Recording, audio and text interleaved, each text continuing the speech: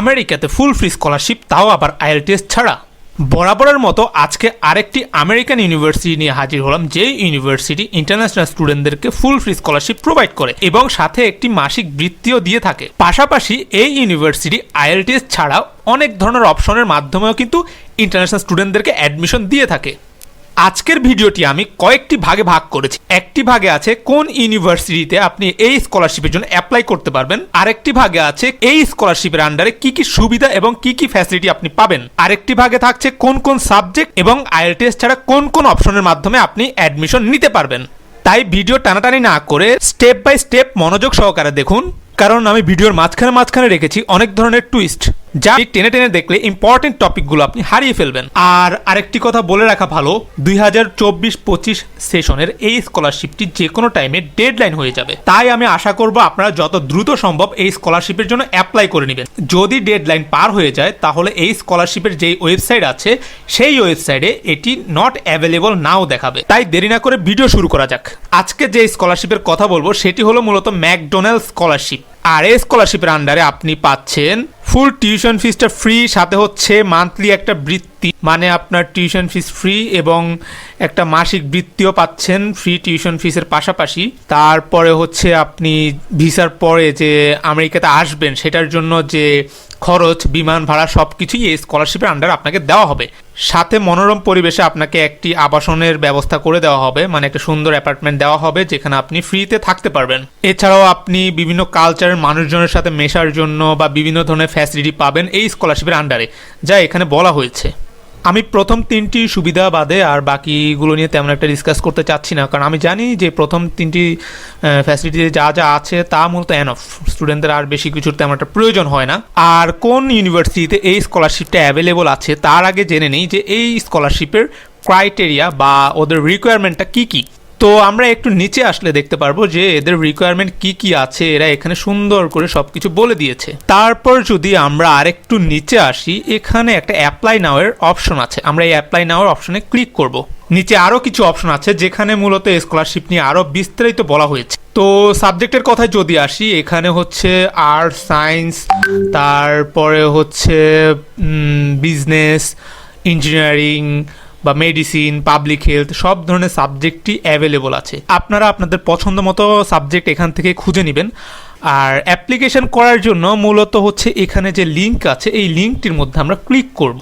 আপনাদের অযথা গুগলে এই অ্যাপ্লিকেশন লিঙ্কটি খোঁজাখুঁজি করার দরকার নেই, আমি ডিরেক্টলি আমার ডেসক্রিপশন বক্সে এই অ্যাপ্লিকেশন লিঙ্কটি দিয়ে দিব। ডেসক্রিপশন বক্স থেকে লিঙ্কটিতে ক্লিক করলে আপনারা এই অপশনটি পেয়ে যাবেন। এই অপশনে আসার পরে আপনারা যদি আরেকটু নিচে আসেন, এখানে একটি অপশন পাবেন যে অ্যাপ্লাই ফর অ্যাডমিশন। এই অপশনে ক্লিক করলে আপনার সুন্দর করে কিভাবে অ্যাপ্লিকেশন করতে হয় তার ডিটেলস এখানে পেয়ে যাবেন। এবার চলে আসা যাক এই স্কলারশিপটি কোন ইউনিভার্সিটি দিচ্ছে সেই ইউনিভার্সিটির ব্যাপারে। এই ইউনিভার্সিটি মূলত মিজোরির একটা ইউনিভার্সিটি, যা এসটি লুইস সিটির মধ্যে পড়েছে, মোটামুটি মাঝামাঝিতেই বলা যায়, শহরের মোটামুটি মাঝামাঝিতে। আর এই ইউনিভার্সিটিটা হলো Washington University of ST Luis.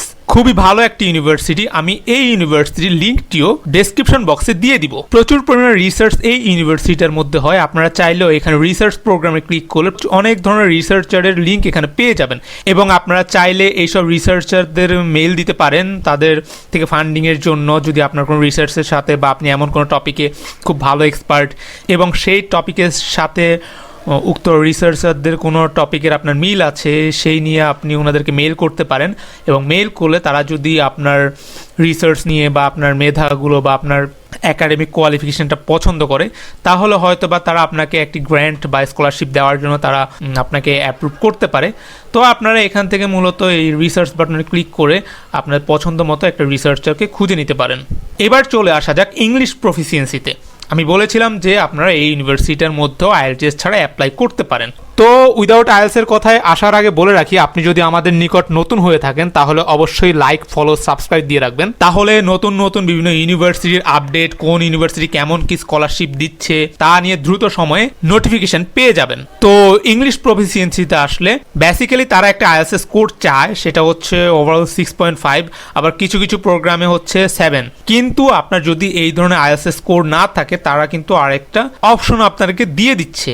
আমরা যদি আরেকটু নিচে আসি, তারা প্রিভিয়াস টাইমে বাংলাদেশ থেকে মিডিয়াম অফ ইনস্ট্রাকশন সার্টিফিকেটগুলো অ্যাকসেপ্ট করতো, মানে হচ্ছে যারা ইংলিশ মিডিয়ামে পড়াশোনা করেছে তাদের সার্টিফিকেটগুলো অ্যাকসেপ্ট করতো, কিন্তু বর্তমানে আবার তারা এমআই অ্যাকসেপ্ট করছে না বাংলাদেশিদের জন্য। কিন্তু একটা বেটার অপশন আছে, সেটা হচ্ছে ডুওলিঙ্গো।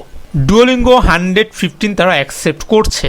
তো আপনাদের মনে হয়তো অনেক ধরনের কোশ্চেন আসতে পারে যে এখানে উইদাউট আইএলটিএস বলা হয়েছে, আবার ডুওলিঙ্গো টেস্ট কেন? দেখুন, ডুওলিঙ্গো টেস্টটা কিন্তু অনেক ইজি একটা এক্সাম। আপনি যদি মিনিমাম 1 সপ্তাহ প্র্যাকটিস করেন তাহলে অনেক ইজিলি এই টেস্টটা দিতে পারবেন। আর 115 স্কোর বলা হয়েছে, 115 স্কোরটা কিন্তু এতটাও কঠিন না। যদি মোটামুটি আমি যেটা কনফার্ম বলবো যে আপনি যদি মিনিমাম 10 দিন প্রিপারেশন নেন ডুওলিঙ্গো টেস্টের জন্য, আপনি ইজিলি স্কোরটা তুলতে পারবেন। আর আইএলসের তুলনায় ডুওলিঙ্গোতে খরচ অনেক কম। আইএলটিএসে আপনি যদি এখন বর্তমান টাইমে যদি পরীক্ষা দেন আপনার 22,000 টাকার মতো খরচ পড়বে। সেই তুলনায় ডুওলিঙ্গো টেস্টের এখন এক্সাম ফিস হচ্ছে মাত্র $59, মানে হচ্ছে প্রায় 7,000 টাকার মতো। আপনি অনেক ইজি ওয়েতে এই ডুওলিঙ্গো টেস্টটা দিয়ে দিতে পারবেন এবং বাসায় বসেই আপনি অনলাইনে এই পরীক্ষাটা দিতে পারবেন। আবার অনেকে বলবেন যে ডুওলিঙ্গো দিয়ে আমি ইউনিভার্সিটিতে অ্যাডমিশন নিব, যে আমার ভিসা হবে কিনা, ভিসাতে কোনো রিস্ক আছে কিনা। আমি গ্যারান্টি সহকারে বলবো যে ইউএস এম্বাসি কখনোই আপনাকে ডুওলিঙ্গোর জন্য রিজেক্ট করবে না। ইউএস এম্বাসি কখনো আসলে আপনার আইএলস দিয়ে আপনি অ্যাডমিশন নিয়েছেন না ডুওলিঙ্গো দিয়ে নিয়েছেন নাকি মিডিয়াম অফ ইনস্ট্রাকশন দিয়ে নিয়েছেন, এগুলো কখনোই দেখে না। ওরা দেখে হচ্ছে আপনার মোটিভ ঠিক আছে কিনা, মানে হচ্ছে আপনি সলিড স্টুডেন্ট কিনা, বা আপনি ইউএসএতে আসলে পড়াশোনা করতে যাচ্ছেন কিনা, বা ওখানে যে কি আপনি অবৈধ হয়ে যাবেন কিনা, এগুলো আপনার দেখে। কিন্তু আপনি কি আইএলটিএস দিয়ে এই অ্যাডমিশন নিয়েছেন নাকি উইদাউট আইএলটিএসে দিয়েছেন, এগুলো কখনো দেখবে না। তাই আমি বলবো যে আপনারা যারা আইএলটিএস দিতে ভয় পাচ্ছেন তারা ইজিলি এই ডুওলিঙ্গো টেস্ট দিয়ে অ্যাডমিশন নিতে পারবেন। তো আজকের ভিডিও এইটুকুই। ভিডিও ভালো লাগলে লাইক, ফলো, সাবস্ক্রাইব করবেন।